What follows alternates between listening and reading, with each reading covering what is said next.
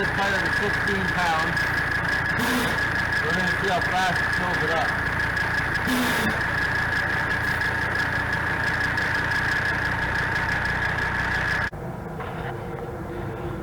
Okay, here's where we're starting. So we're doing some other work on this thing right now. The rad's out, getting some stuff done, and a few slight modifications.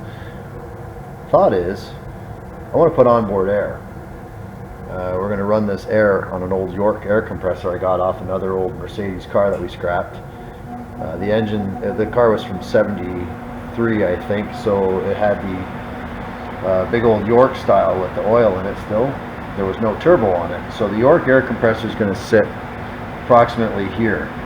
Now, in its original configuration, it sat lower, so it was the same profile as the top of the engine, but that meant that there was no turbo. The manifolds all came out the back here somehow, and what we're going to do though is, because we want to maintain the turbo, this is already bypassed, so we're going to get rid of the EGR, so I'm going to take it off and plate it finally and put a cap on that end, so that'll clean up some real estate here.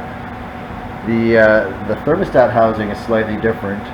On the 73, this comes out just like it does now. The pump is the same, and then the intake actually shot off to the side and goes down and picks it up on the other side. Instead, we're going to keep this because I ordered a rad that's going to have the intake over here, like a small block Chevy style on this side, and we're going to keep all of this. So I have more headroom in the Jeep than the original Mercedes, so we're going to raise the compressor up a bit. It's going to be interesting. What I have though is off the 73, I kept the bracket. This bolts onto the front corner of the motor. This is where the compressor head sits. That's your tensioner pulley, and this bolts on right by the water pump. This goes up onto one of the manifolds, and then this down to the engine mount. Not all of that is going to be able to be used. I need this section here. The adjuster is kind of simple, I like it. This bolts onto the front of the cylinder head.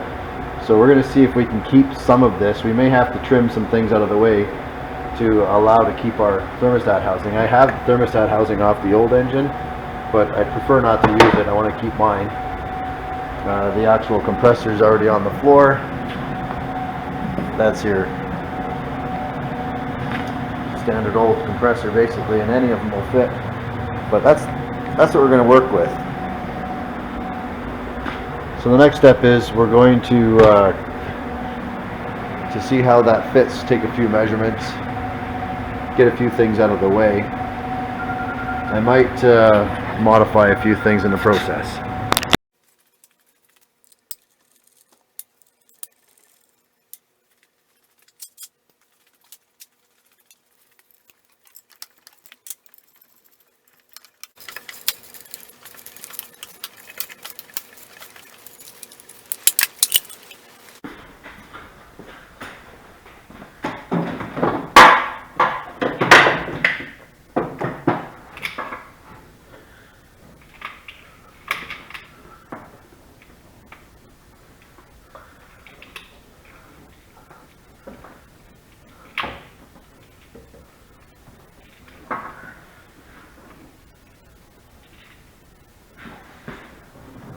Right about there.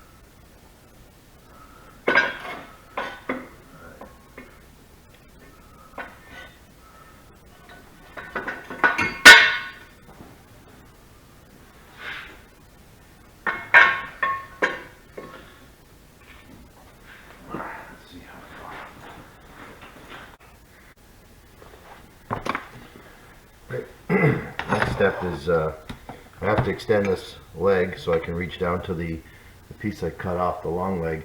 This whole plate has to sit a couple of inches higher in order to clear the turbo. So we're just going to add this leg on, cut it off where we need it, and weld it to the other leg. Then we can get this thing lined up. We'll worry about reinforcing with some T-bar pieces, like some cross pieces like that after. And that's what we're going to get up to here now. So we'll get this welded and we'll see how it looks.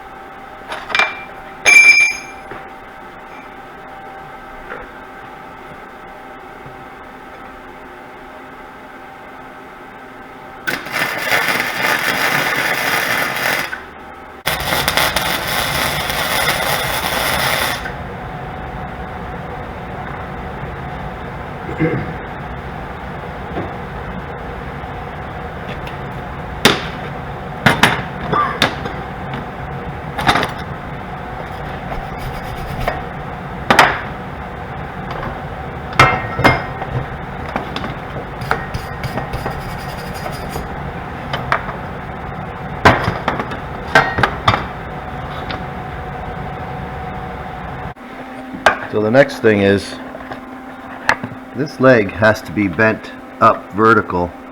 I can't have it on an angle. It has to be vertical, right about there. It's going to bend up, and then that's going to sit on the back side of the leg we just extended. So I'm going to pull this back out, bend it up, and then we'll figure out the height. Okay, so we had a little change of plans. After I started building that bracket, I realized I had the plate in wrong, and this is why we fab things with spot welds. Anyways, it turns out this plate mounts vertically like this, so I was able to salvage that leg that I kept from before. All I did is cut it all apart, put a new tab on the back that now is tacked to that leg. So that's this part. Now it clears the turbo a whole lot better, which is kind of nice. On this side, what I did is I drilled a hole so I could bolt this piece of sheet metal, or sorry, 1/4 inch flat bar, flat strap, and it's bolted tight to this bracket. It will be welded here, so I've put a little curve in it so it lines up nice. That allows me to still access my thermostat housing. I want to show you guys the mistakes I make as well as the victories. It takes some time to figure this stuff out, but you can do it. So anyways, we're going to get this welded up, and then we're going to work on deciding whether or not we move this port, like bend this port down vertical over here, sorry, out of the way, so the belt, because currently the belt runs right through here, needs to go back about an inch. Or the alternative is we have to try to figure out how to put an idler pulley on it, which I'm not real fond of. So follow along. Alright, so I flipped the bracket over. It's kind of disappointing, but it is what it is. Anyways, the leg that comes up from the back stayed the same. I took the old tab that used to be up here on the corner, cut it off, moved it down here so I could bolt it to the back. It's really hard to see here. Bolt it onto the thermostat housing, and that allows it to have a little bit more stability. So now it's connected at the engine mount. It's connected at the cylinder head over here, and it's connected at the side of the thermostat housing. So currently we're at 3 points. So I still have one more tab down here, one leg that came off underneath. It's going to come down underneath of the thermostat housing, and will come up underneath and be attached somewhere in the middle here. There's the back side of this bracket. I'll put some sort of a tab out of the way. I want to keep it out of the way of the air intake, because the air intake's got to do a hard 180 right here and come back up underneath. So I got to do a little bit of figuring for that. So whatever I put in there for a leg has to stay out of the way. I wanted to keep the stock thermostat housing. I didn't want to modify it. I didn't want to get into trying to weld aluminum and everything else, screwing around with that and having a risk of that breaking, because that has been rock solid on this Jeep with all the vibration, hasn't moved at all. So what I decided to do is I made the little flange that stuck down the bottom here just a little bit bigger, welded a nut onto it, drilled a hole through it, tapped it. I dug this out of my pile of junk. So now this is where the compressor flywheel will be. It'll come up over top of this and then take a straight shot down to the pulley which drives it. This one here has to be moved out. This is the tensioner. So then it'll come up off of the pulley around the tensioner that we use to adjust the belt. That's done manually. It comes up over top here to the drive wheel of the compressor, over top of this and back down. Nice and simple. This will run quite nice. It'll put a little bit of tension on the belt when it's working, but this thing's not really intended to work at high speeds. And it will also reduce what would have been a really long, almost 20 inches from that pulley to the compressor pulley. Now it's shrunk it down to about 16, which will take a little bit of the flop out of the belt. Anyways, that's where I'm at right now. Sorry I didn't bore you with all of the welding and the cutting and fabricating of this bracket. It's like of all these extra little pieces and flipping it around. So the next thing we're going to work on is get that bottom leg made. Okay, I cut a little tab.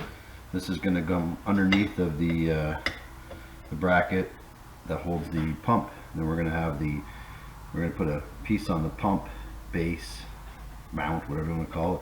It's going to come down. We'll just put a bolt through this, tie the two together, and this will come underneath. This is right here is where the thermostat housing is. We need to have that accessible, and that's what we're going to do. So we beveled it off. Just going to put this together and see how it looks.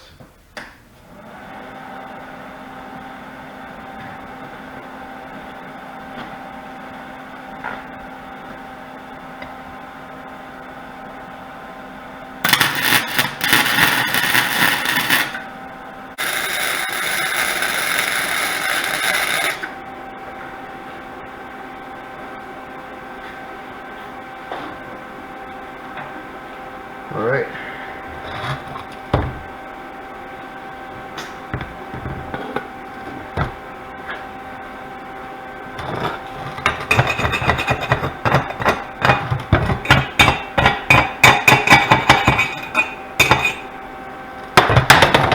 Right through the grease and the paint. Perfect. It's quite the octopus.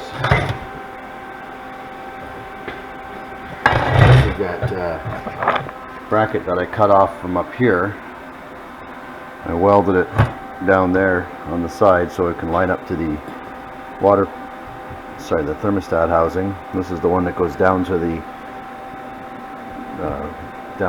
engine mount. You can kind of see it taking shape. This is the pulley I put on here. I got to finish that weld in the back now that I see it.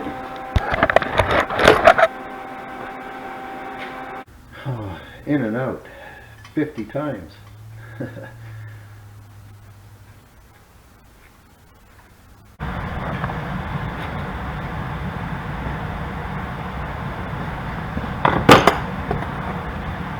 Okay, so what we decided is that once the air compressor's in, I'd like to be able to use the front pulley and move it back just a hair.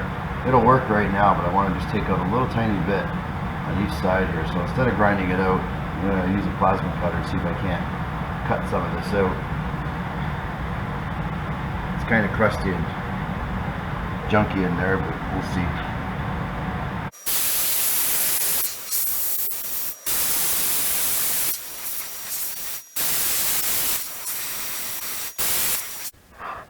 Alright, so I reinstalled the big stupid bracket that we've been working with. This is the idler pulley that we bolted on there. I still need to put a better washer underneath of it. This is not aligned yet. I've got all these bushings all in the wrong spots, so the compressor is not exactly square to the engine, but it will line up in a minute.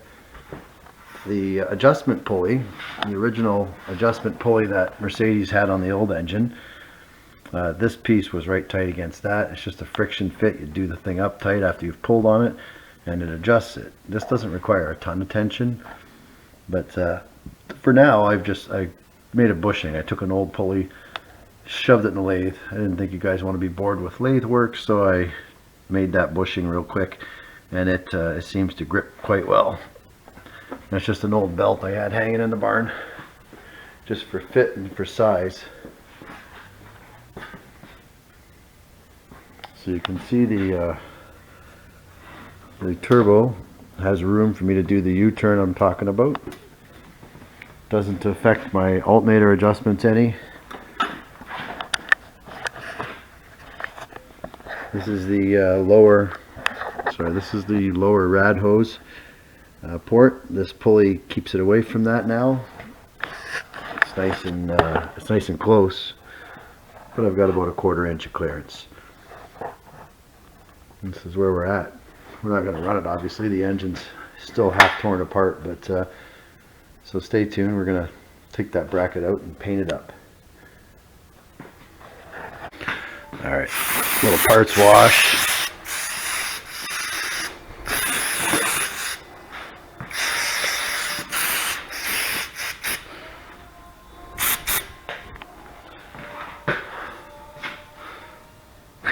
Yeah, parts wash.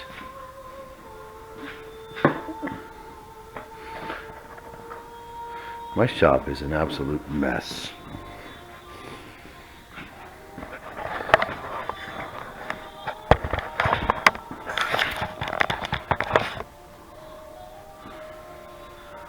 Stepping over junk everywhere.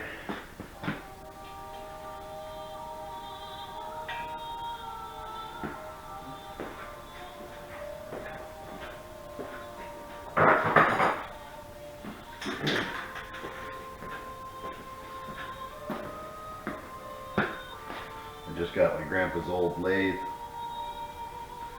It's a long time ago it went to my uncle. He's selling his farm and moving. The opportunity came up, so now it's here. I'll put that in a wood shop when I get a chance. Till then, I'm stepping over it.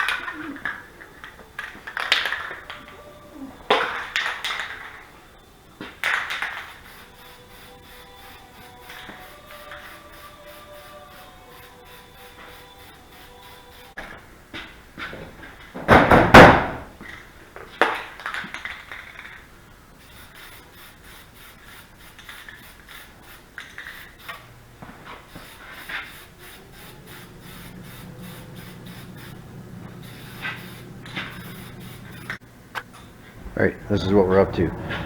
So we know where the pump's going to sit. It's going to be right about here. The old tube that was on the turbo, I flipped it over.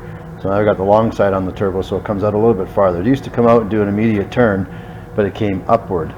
And now I can't do that because the pump's there. So I'm going to take it up a little bit farther, do a 180-degree turn. This tube's pretty solid. Came off an old Volvo that I scrapped. Geez, I don't know, some time back. Keep parts like that. So anyways, we're going to take that piece and use the original 45 that I had cut down. I'm going to jam it in there, and then it's going to turn up and head up to the back end of the engine. Sometimes I stick this thing into the water. I want to be able to have the back end up out of the water, so in case there's a bow wake, I can stay above it. So anyways, filter that I had, it still fits on there. Let's see how we got size wise. That's going to sit about there. That's maybe too high. So I made a mark here. I think I'm going to drop it down. I want it just below the roof, or sorry, the hood. And when I move the thing back here, it should lower the whole thing by a couple inches. So we're going to go with that mark. I'm going to come back and try it again.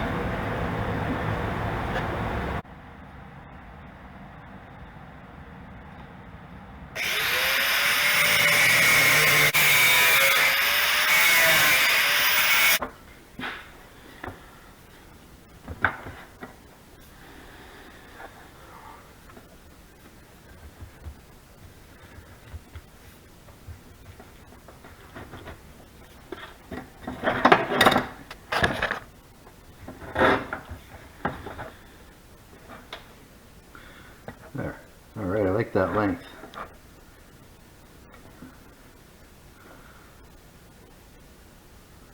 Okay, let me get that 2 pipes welded together.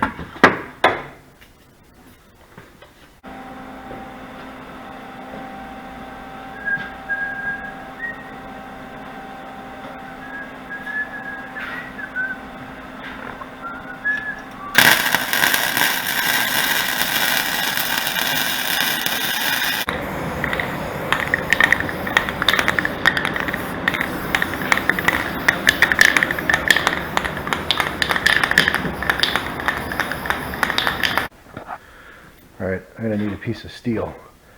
It's not going to work to use that aluminum chunk. So here we go, from one messy shop to another.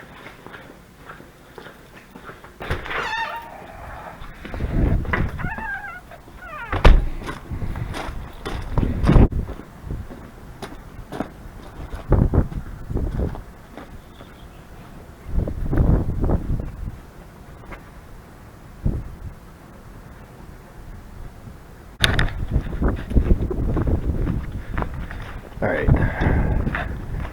so just keep my old pile of steel scrap inside on a pallet. I used to sit outside. It was a nightmare.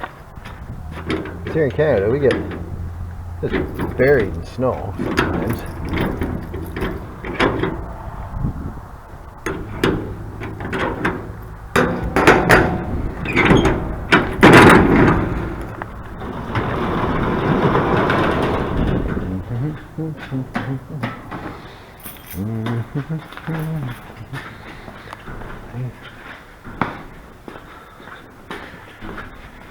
Okay. Oh yeah, future project. One day.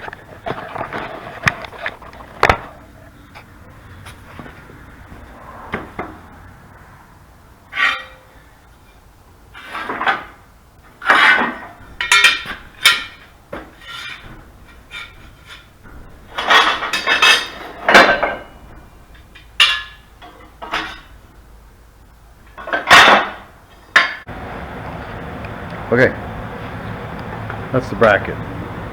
This thing's gonna be mounted. I had to shorten the one leg of that big U-bolt there, and that's it. Bolts into the original 4 holes on the top. The other one used to run across at an angle. This one here is gonna be happier here. That's enough room back here for the hood to close. Gets it as high and far away from the front end as possible. That's my goal. I want it up high. I realize the air is hot up there, but this diesel doesn't run that hot. And honestly, there's a lot of airflow through this engine bay. So then I'm going to have to insulate this. I'll probably wrap this in some Kevlar or the pipe wrap like I did on the exhaust. Keep it a little bit cooler because the turbo sits right below it, and that definitely gets hot. This here, once the pump is in place, 4 3/4 inches out is where the other hole is. There's a hole that just sits here empty on the bottom of the pump, so I'm going to make up a little amount that just goes around this to hold on to this so it stays with the engine, because I really don't want it bouncing off the fender the whole time. So I'll trap that to the bottom of the pump, and that whole pipe will be solidified and should be happy. So I'm going to take that bracket off, get it painted, and that's it for the day.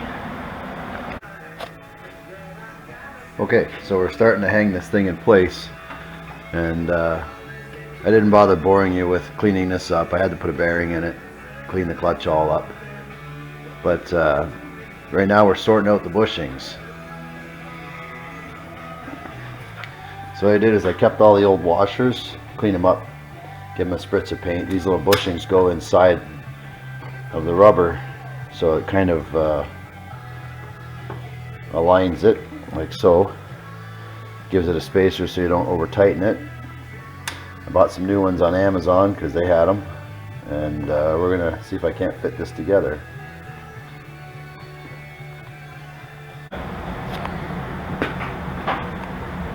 Alright, so this is a fire extinguisher. Found it on a ground beside a pile of rubbish, and all we did is hogged out the fittings to be pipe threads instead of the straight threads. Welded a 3/8 nut. 21/64 is your tap drill size for the 1/8 tap. So we're just tapping it out now that I welded it on, and that'll be for the drain. We're going to use this little radiator drain. That's it.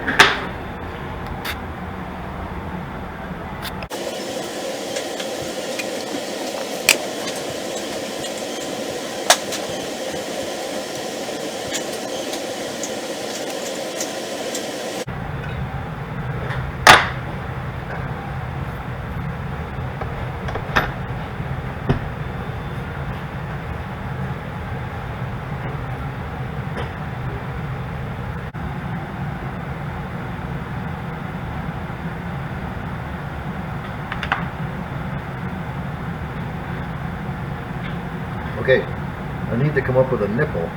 I don't have the right size pieces that I need. I'm not even sure where to find them around here. So what I want to do is make a part that has the 1/4 inch pipe tap, because I have a 3/8 and I put an adapter in there that I happen to have. And I want to thread in something that I can turn into a hose nip, like a hose barb. The challenge I have is this old Mercedes pipe. Came off the AC system of an old car from the 70s. That fits my compressor. This diameter hose, who knows? My thought is 1/4 inch pipe thread is a real snug fit in there. I've got this old piece, I have no idea what it is. I'm going to take it out to the lathe, turn it down, and see if I can't turn it into a barbed fitting. So follow along.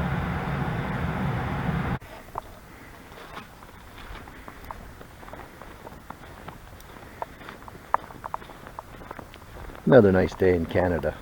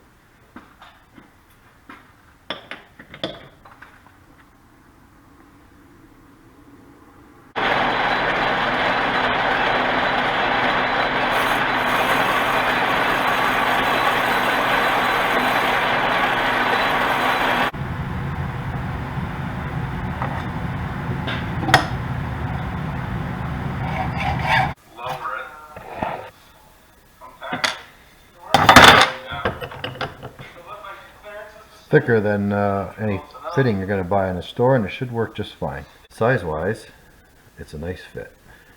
So what I'll do is I'll get this back in there and I'll trim this hose off once I position the tank. We'll ram it on there and put a hose clamp, maybe 2, because it might see 100 pounds, and we'll go from there.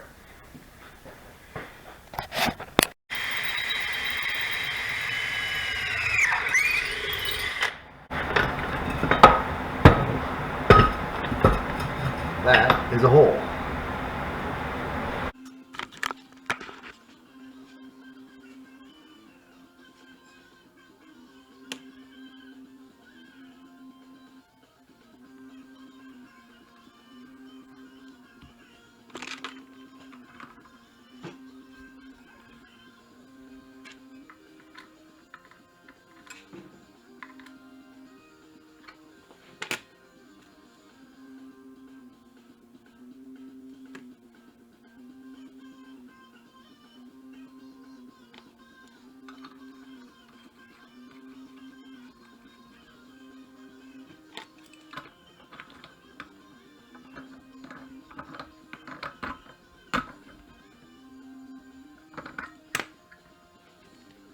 Alright, so this is the goal.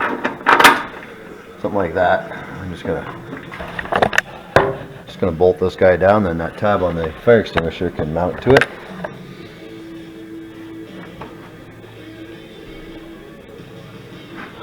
We'll get this thing positioned, and then don't need a lock washer yet. Take it apart and paint it after.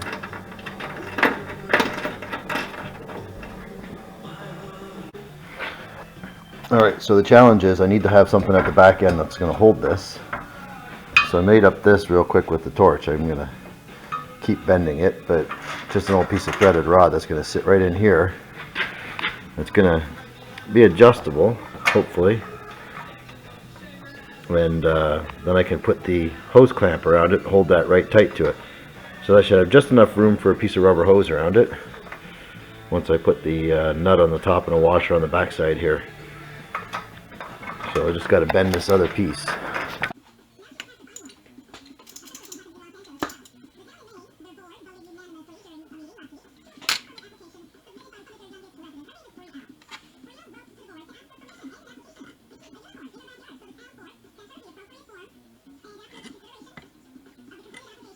There.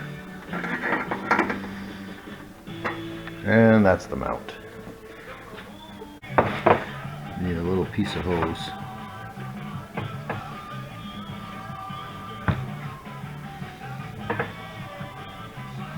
This is just to protect the side of the tank.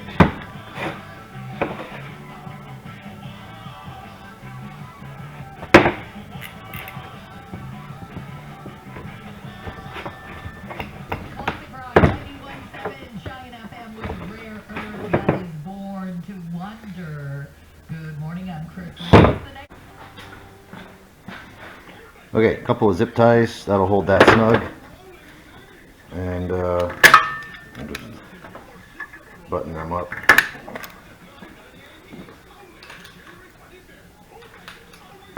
Get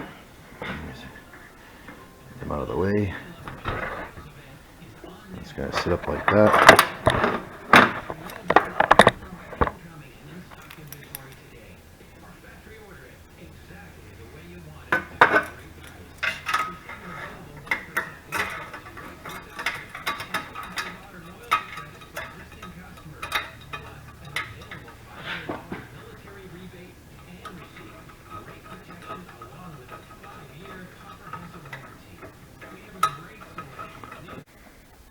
Okay, this is it. We've got it sort of assembled. All the pieces we've been making. The little brace down here with the hose on it. That's my drain. As you can see underneath, just a simple piece of angle iron for a bracket. This is the old block off the fire extinguisher. All I did was tap it out. Been through that. Put a quick connect on the front of it here. I have a hose that'll easily reach all the way to the back of the trailer. And that's just an old compressor hose that's going to go with me. That way I can use it for anything I want. If it's a tire chuck or a tool, I don't know that I'll necessarily have the volume to use any tools, but an air chuck or to blow up inflatables or any other dumb crap we take to camp. Anyway, so this is the pressure line coming out of the compressor. I gave it a little bit of room to move so the motor can rock. This is the pressure relief. I'm not going to bother with a switch right now. I'm going to try it with just a pressure relief because I don't think this thing's ever going to make enough volume or enough pressure to actually need a switch, because my intent is to use it and then shut it off, not to let it sit and run forever. I've sized the pulleys to run nicely at an idle. Should run around 900 RPM at the compressor at an idle, and I don't plan to use it running down the highway.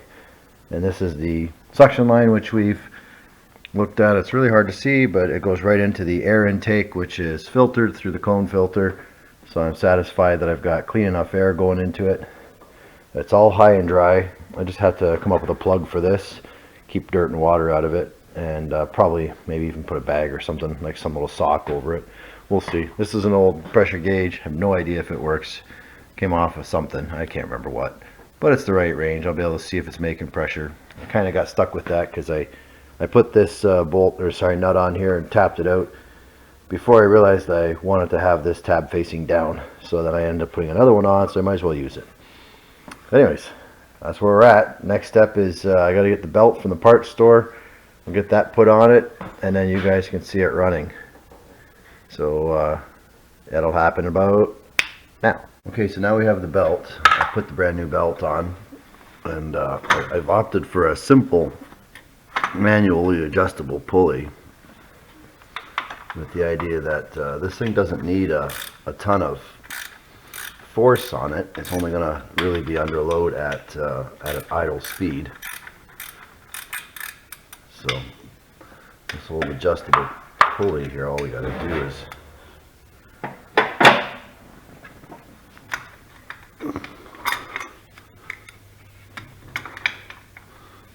just do this.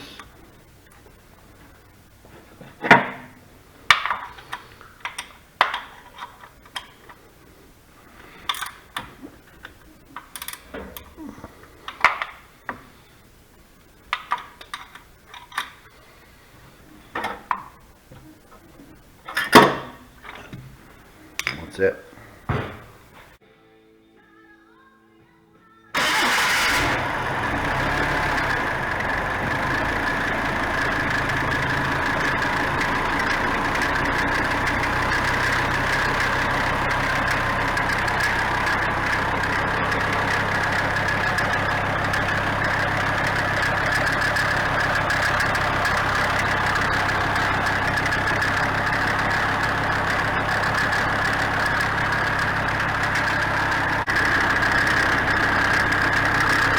See how fast it airs up.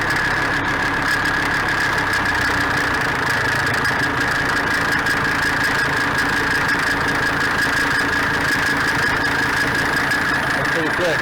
Got a small leak we gotta fix. We'll get to that.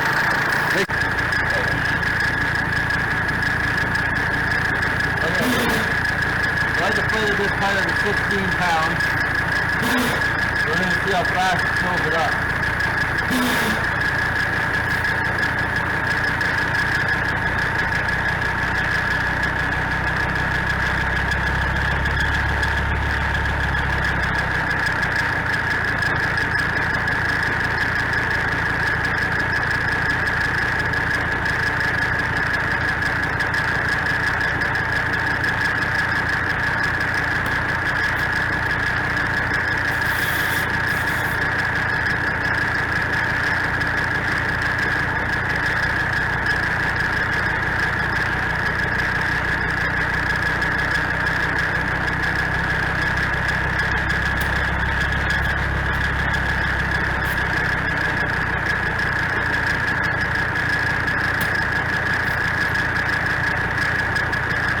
Seconds from 16 pounds to 32 pounds. You can hear the pulleys running over here, the pressure relief. Just letting it vent off the extra.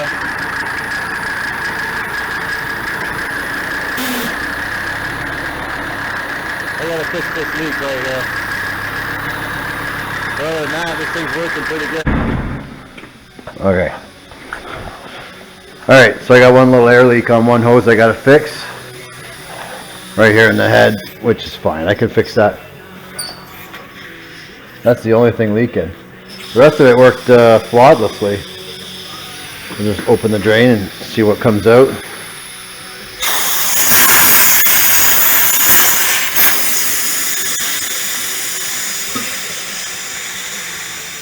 So I gotta get a new gauge. That actually caught the needle, so it's not going higher than 80. So it's not actually 80 pounds. I'll change this out.